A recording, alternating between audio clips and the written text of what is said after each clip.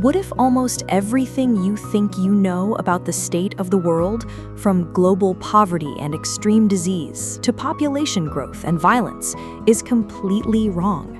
What if the world isn't collapsing into chaos, but is actually healthier, safer, and wealthier than at any other point in human history? Welcome to Book Essence, where we unlock the essence of every book so you get the wisdom without spending weeks reading. Today, we are breaking down Factfulness by Hans Rosling, a groundbreaking masterclass that exposes the dramatic cognitive biases distorting our perspective and offers a fact-based worldview to navigate reality with calm and clarity. Let us unlock it. To understand Hans Rosling's core message, you have to begin with a systematic mistake almost everyone makes. When asked basic questions about global progress, elite scientists, politicians, and business leaders consistently score worse than chimpanzees picking answers at random. Why? Because our brains rely on an outdated, overly dramatic worldview.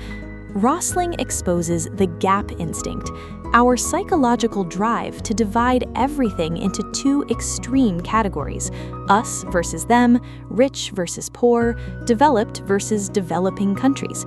We assume there's a massive chasm between a wealthy elite and an impoverished majority, but the data reveals that the traditional concept of developing countries is completely dead. Instead of a binary split, Rosling presents a far more accurate framework: the 4 income levels.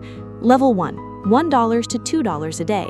Extreme poverty, walking barefoot for water, cooking over open flames, and facing preventable diseases.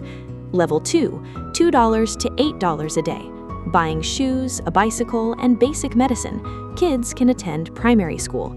Level 3, $8 to $32 a day. Running water, electricity, a motorbike, and a stable diet. Level 4, above $32 a day. High school or university education, hot water, cars, and air travel. 200 years ago, 85% of humanity lived in Level 1 extreme poverty. Today, over 5 billion people live in the middle on levels 2 and 3. The gap does not exist. The vast majority of humanity lives right in the middle. The second major bias Rosling identifies is the negativity instinct, our natural tendency to notice bad news while ignoring quiet, gradual improvement. Why do we always feel like the world is worsening? Rosling highlights 3 major causes. Selective reporting. The media reports extraordinary, terrible events, natural disasters, war, and airplane crashes. It never reports millions of children safely arriving at school or communities getting access to clean water. Nostalgia. We romanticize the past, conveniently forgetting how brutal, impoverished, and short human life used to be. Feeling versus thinking. When people feel anxious or unsettled, they mistake emotional distress for objective reality.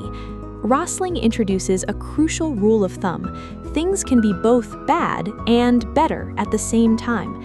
Extreme poverty is bad, but it is half of what it was 20 years ago. Child mortality is bad, but it has dropped dramatically worldwide. Acknowledging progress does not mean ignoring current problems. It gives us hope and proves that our past efforts to improve the world actually worked. Our brains evolved to keep us alive in dangerous, primitive environments. As a result, we're hardwired with the fear instinct, which prioritizes information about physical harm, captivity, and contamination. When we're afraid, our critical thinking shuts down. The news media capitalizes on this instinct by constantly feeding us scary stories about terrorism, airplane crashes, and rare disasters. Yet, statistically, death rates from natural disasters, air travel, and infectious diseases have plummeted over the last century. Rosling reminds us, risk equals danger multiplied by exposure.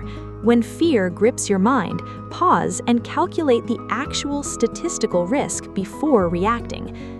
Connected to fear is the size instinct, our tendency to look at a single, isolated number and assume it's gigantic and terrifying. A headline declaring 4.2 million children died last year sounds horrific, and it is, but without context, you miss the bigger picture. A few decades ago, that number was 12 million. Always compare lonely numbers to historical benchmarks or divide them by population to get rates per capita. Two subtle cognitive traps distort how we predict the future: the straight line instinct and the generalization instinct. The straight line instinct assumes that current trends will continue in a straight line forever. People look at global population growth and panic, fearing an endless explosion of humanity. But demographers know that population curves flatten out as child survival rates rise and women gain access to education. The United Nations predicts global population will stabilize, not grow forever in a straight line. The generalization instinct makes us group very different things together under a single label. We look at an entire continent like Africa and assume every country faces the exact same economic challenges, ignoring massive differences between fast-growing middle-income nations and rural areas.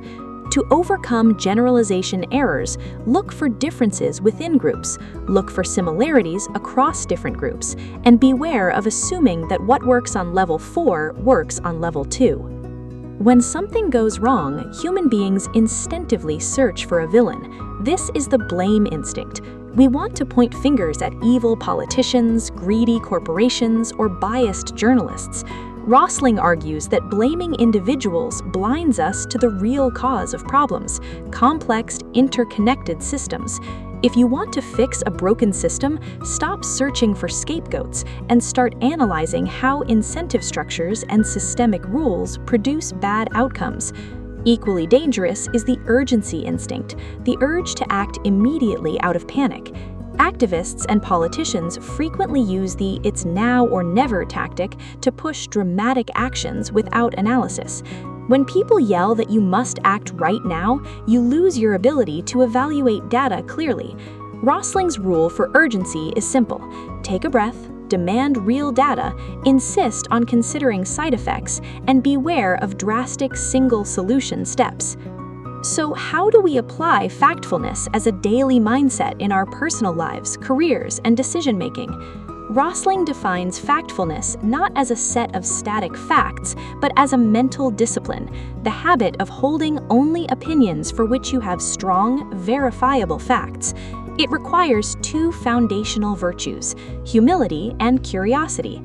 Humility means admitting when your knowledge is outdated or wrong. It means recognizing that the world is constantly changing, and what you learned in school decades ago may no longer be true. Curiosity means actively seeking out new data, welcoming counter-evidence, and being excited to update your worldview when presented with facts. When you cultivate factfulness, you replace constant anxiety and outrage with realistic optimism. You realize that while humanity faces serious challenges like climate change and financial crises, we have better tools, higher literacy, and more global cooperation to solve them than ever before. Let us bring together the greatest lessons from Factfulness by Hans Rosling. 1.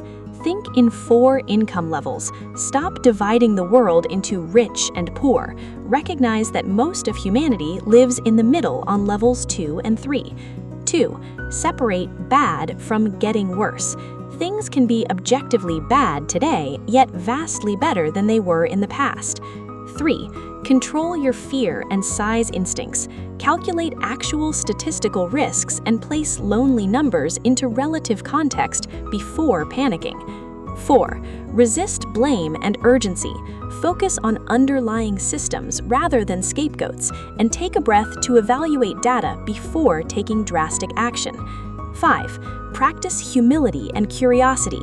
Be willing to admit when your information is outdated and update your worldview continuously based on facts. Hans Rosling leaves us with a quiet, life-changing truth. When we adopt a fact-based worldview, we see that the world is not as dramatic or hopeless as it seems, and we regain the power to make it even better. That's the essence of Factfulness, and that's what we do here at Book Essence. We take the world's most powerful books and unlock their wisdom so you can build something real, starting from exactly where you are. If this video brought you value, please like, subscribe, and share it with someone who needs a clear, hopeful perspective on the world today.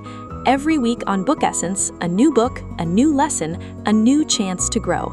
Until next time, keep reading, keep growing, and keep unlocking your essence. See you in the next one.